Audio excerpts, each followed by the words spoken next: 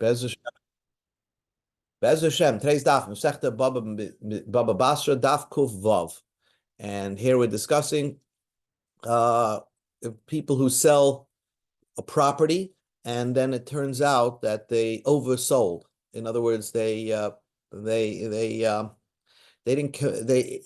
words didn't match up with what was actually received by the buyer. So let's hear. The Mishnah says, if a person says bisimonov uvimiftsarav, a guy says, I'm selling you a piece of property. Here is the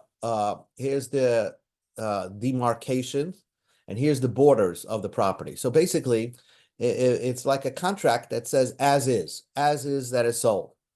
So here, the buyer can look at the property and estimate, is it really what he's saying it to be? So because the person who is selling it is telling the purchaser, the buyer, I'm selling you a base core offer ani moichelecha. Okay, he's selling you. I'm telling you that this is a base core offer. That means this is approximately 273 amas squared. Okay, and it looks like it. You just the buyer just makes an estimate. It looks like it, and the seller says, and look, this is the demarcation and the borders of the property. So take it. And the guy says, yeah, okay, I agree with you. It looks like a base core.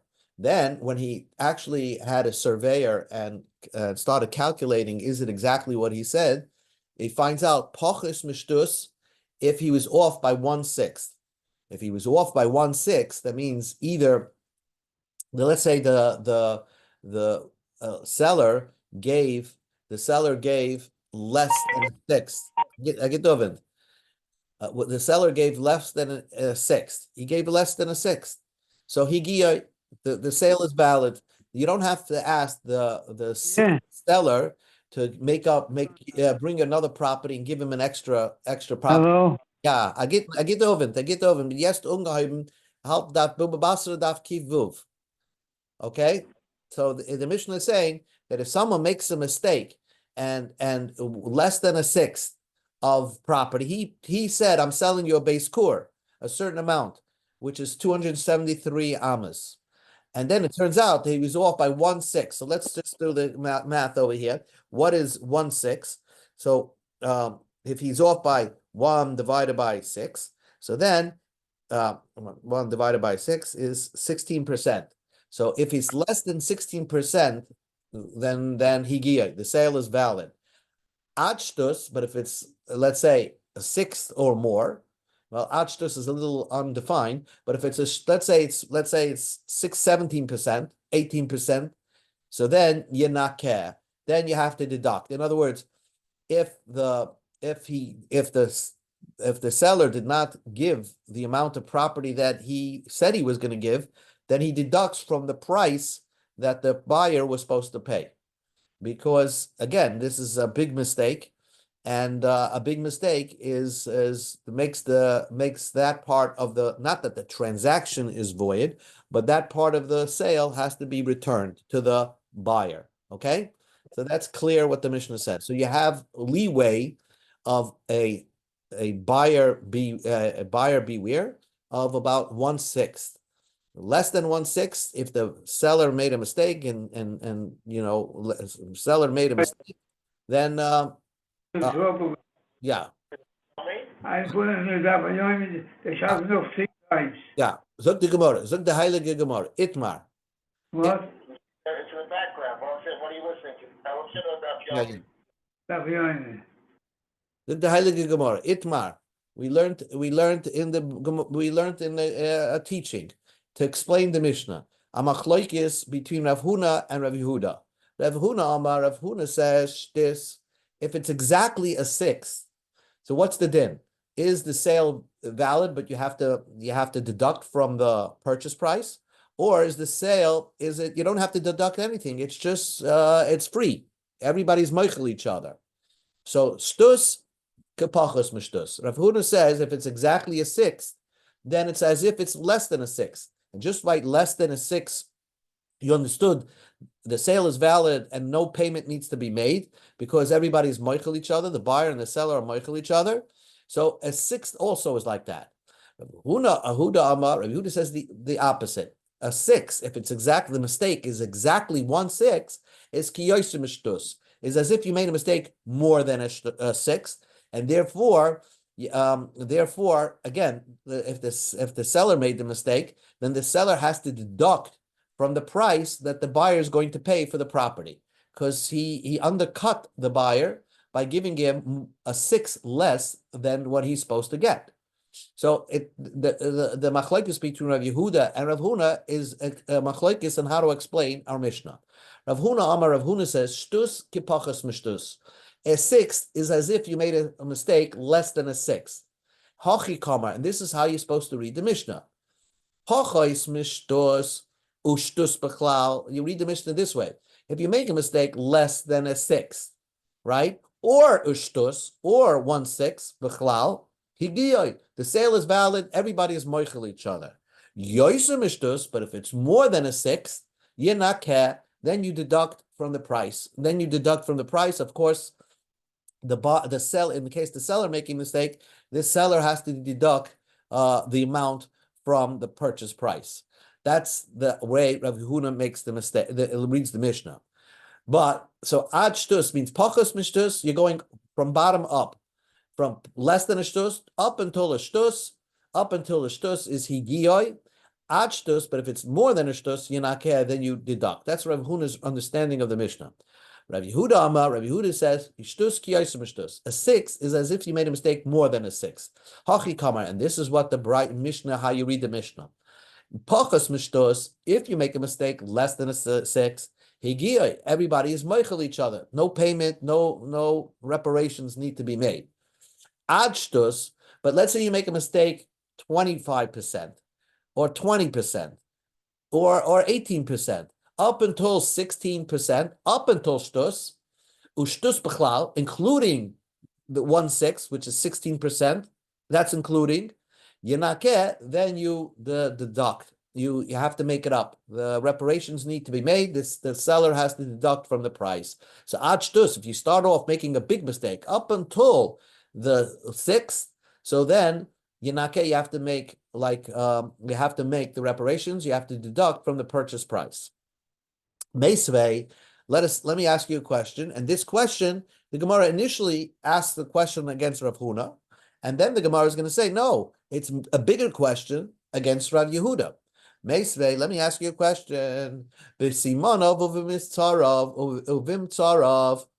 you make a mistake in the demarcations, piches mishtos, if you make it less than a sixth, or even more than a sixth, harehu kishuma dayanim, that is similar to the case of where a court makes a mistake, an appraiser working for the court makes a mistake, and the sale is valid. So first of all, you right away see that something is wrong with this brisa, because the brisa seems to say that even if you make a mistake more than a sixth, even if you make a 20% mistake, higiyoi, the sale is valid, and everybody's moichel each other. And that's not like our Mishnah. But anyway, you do see that piches mishtos is equivalent, less than a sixth, is like more than a sixth, like a sixth itself. So that's what the Gemara is going to say. Now, what does this shum dayana mean? When does a court need to make an appraisal? A court needs to make an appraisal on the value of a person that died, and they're making the value, let's say, on his ksuba to support the daughters or the wife for mezainos, for food, and they have to sell some of his property to cover that commitment that he made on his ksuba. So if the court appraised the property and sold it in the open market, and it turned out that they made a mistake, that's it. The court is the court. The sale is considered valid. The court will not do that on purpose, but if they did make a mistake, the sale is valid. So, but v'hashum, the question now is aimed at Rav Huna. Rav Huna said that shtus is pachas mishtus, that only if it's a shtus is like less than a six. That means that means that the sale is valid. But if you're comparing a regular sale between two people, to a shuma dayanim, so v'hashuma dayanim tishtus ki yaisim ishtusu, the estimation of the courts is similar is where if a court made an appraisal mistake of a 6, it's as if they made a mistake more than a 6, and that's so. And we're comparing a regular mekach or memkar to where the courts are appraising, and there shtus is like yosem shtus. So huadin, same idea would be by a regular sale. A shtus should be going forward, like more than a shtus. And Rav Huna says it goes backwards. A shtus is like kepachis mishtus. It's like less than a 6. So how does Rav Huna square off with this brisa? So Amar lach Rav Huna returns the question to Rav Yehuda's court. He said, you think this brisa makes sense to you? The brisa says, even if you make a mistake of 20%, the sale is valid. Kotani. So the brisa seems to be a totally different opinion in the brisa. The brisa is somebody who says that any mistake is valid. So the brisa is going to a unique Tana. So you can't ask me a question from this brisa because the whole brisa is not aligned with what our Mishnah is saying. Ella, we don't even go to Ella. So Rabbi Yehuda is going to say, right, the brisa is like somebody else. Kishuma dayanim, v'loy kishuma dayanim. The brisa goes according to another opinion of Shimon ben Gamliel, and really, the brisa is somewhat saying that a mekach a memkar is similar to a shuma dayanim, according to Shimon ben Gamliel, but it's not exactly like a shuma dayanim, an appraisal of the court. Kishtuma dayana, it's like appraisal of a court, a regular mekach memka, regular business transaction is lishtus, that the 6 it goes forward. A mistake is as if you made a mistake more than a 6. V'loy kishuma dayana, but it's not exactly like a shuma dayana, right? The ilu hasam over there by a shuma dayanim batal hamekach. Not by Shumadayam. By regular Mekach Memkar, the sale is valid, but you have to make reparations if it's more than a 6th. But by Shumadayanim Higiyai, it's valid, no reparations need to be made. So the squared off, the one that needed to square off this price is Rav Yehuda, and this price is not a question against Rav Yehuda, and it's certainly not a question against Rav Huna. So the Gemara gives a story over here. Rav Papa Zavan Ara Mahu Gavra. Rav Papa purchased the land from a man. Now we go to Ahmed Beis. The man seemed to rip Rav Papa off. Amalei Have Esrin Grivi. This land makes 20 sa. 20 sa. Grive is another name for sa. Mashchai. So Rav Papa bought the property, and then he measured out the land. And it turned out it only can make 15 sa. Also, so now he wants his money back, or he wants not the money back, but he wants the seller to deduct from the price that he paid and pay him back because the buyer got ripped off. And this a fifth, it's 25% more. Also, the kami the buyer. So they came in front of a buyer, and a buyer paskined against Rav Papa. Amalei Savret, you knew about this, or you thought into this, Vikibalt, and you accepted this sale no matter what. Says the Gemara, Papa asked, but we learned in the Mishnah, Pachos Mishtus, if you make a mistake less than a 6, Higiyad, the sale is valid. Achtus Yanake. But if it's a 6th or more, then the sale is valid, but you have to make reparations. And so therefore, Papa said this is mistake of between 15 and 20 is 25% mistake. So therefore, I'm demanding reparations, like our Mishnah said. So Abaye said it's different than our Mishnah. Hani Milu, our Mishnah was discussing a regular buyer who never knew the property that he's buying in detail. He just bought it, in the mikveh. He made the commitment verbally or whatever it was, and therefore he never had a chance to assess the property. You're a papa. You were looking at this property for a long time. You actually were very familiar with this property.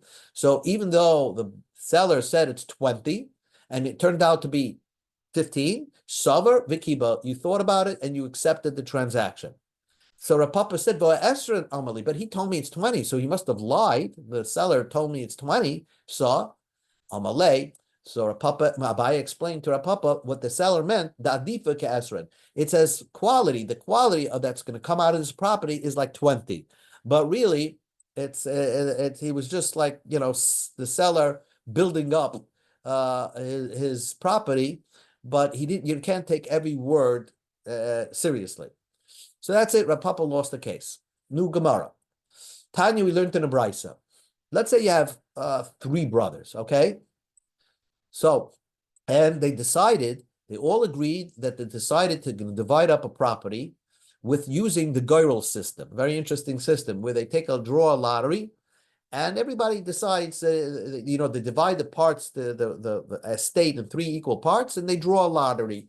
And whatever comes out of the hat is yours. So Rabbi Yossi says, Ha'achin shecholku, brothers that decided to divide up the estate, in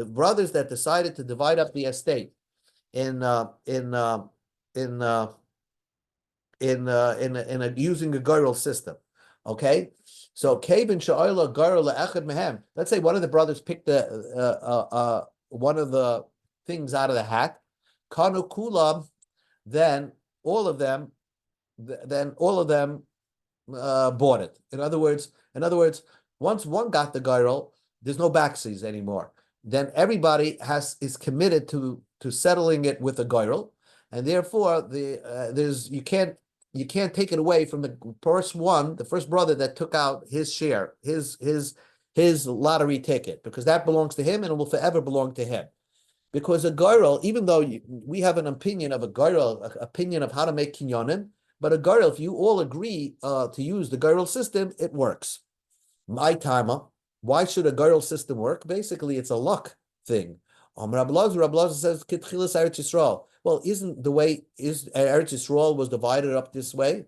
Ma tchila begoyrel, just like the first, when Yeshua divided up the land of Eretz Yisrael, was using the lottery. Avkan begoyrel. So also, any person who decides to divide up the estate of his parents, the brothers could agree to use the Goyrel system. Says the Gemara, why should a Goyrel system work? The Goyrel that was used in the time of Yeshua was a very special type of Goyrel. Imalahalim bekalpi, they used a special type of basket, let's call it, a Kedusha Dika basket, the Urim V'Tumin, and they had the Urim V'Tumin, the breastplate of the Kohen Gadol, which gave a little presence of godliness into that lottery. So therefore, that's why it worked. Afkan. So every Goyrel, if you want it to work, the Urim V'Tumin, the Kalpi should use that special basket, the Urim V'Tumin, and use the Urim V'Tumin. So how could a Goyrel work? Not everybody's using the Urim V'Tumin to make the Goyrel. And says the Gemara, Ravashi explained, a Goyrel works,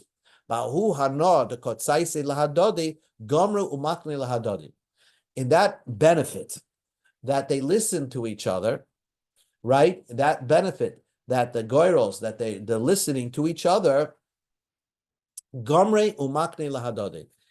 Brothers committed to itself, that they understood that since each one said that what's ever going to happen to the Goyrel, we agree to it, that mental commitment makes the kinyan. Even if it's a Goyrel, even if they didn't make a handshake or use a sudar or money exchange, that mental commitment that they're listening to each other and they both mentally agree to this system, that makes a Goyrel work.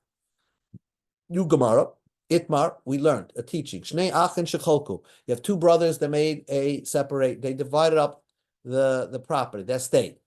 But all of a sudden, uvolahen achmim dinas yam. Lo and behold, another brother comes and says, "I'm your brother. I'm the 3rd brother. Your father fathered me somewhere else. I'm the brother." And it turns out he's true. So there were actually 3 brothers. So, but they already divided the estate between 2 brothers. So Rav says, Batla Machlekes. They have to redo the division of the estate, because now you have to include the 3rd brother. Shmuel says that no, the 2 brothers, they could keep whatever they divided up, but they just slice off a share of what they have. Each brother slices off a share of what they have to give to the 3rd brother. But you don't have to redo the whole division. Amalei Rav Rav Nachman, so Rav Nasech to Rav Nachman. No, Rav, according to Rav, the Amma Batla Machlekes, that you have to redo the whole division.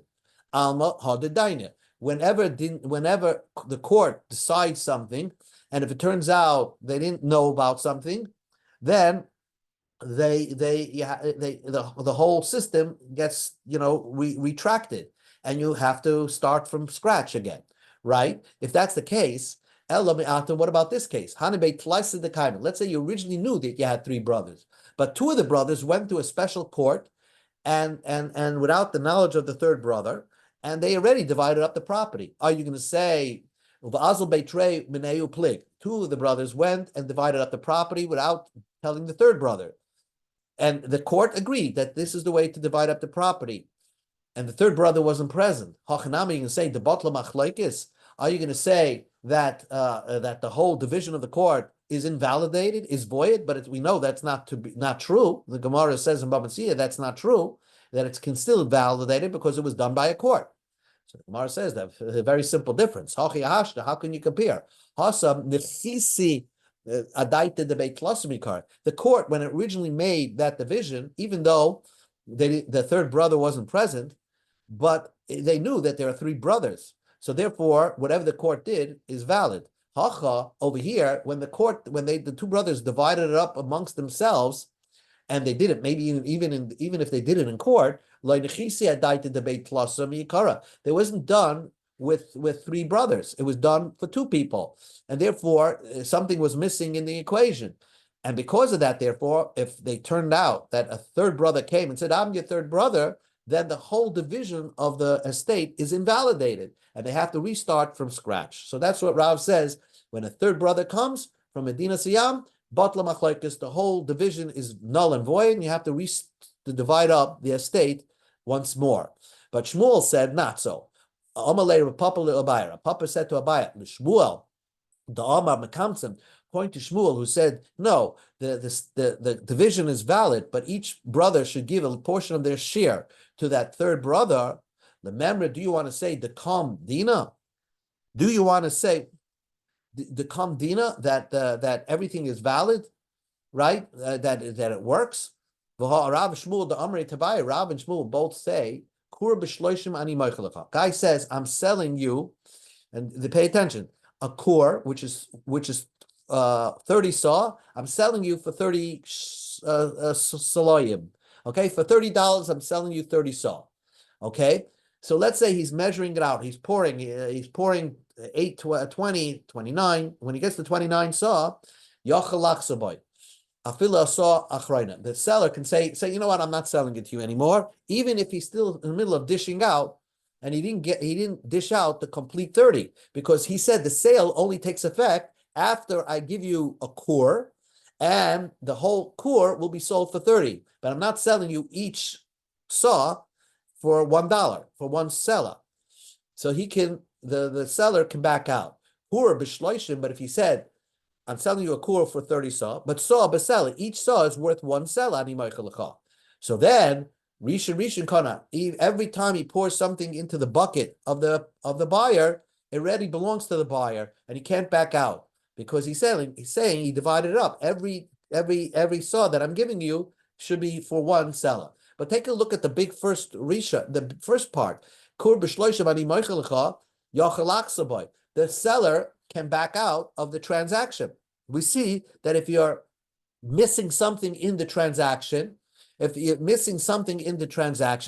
allow the whole thing to be null and void. We allow the whole thing to be null and void. So the question is, why do we allow the whole thing to be null and void? Because he didn't finish the transaction. So over here, when a third brother showed up, and the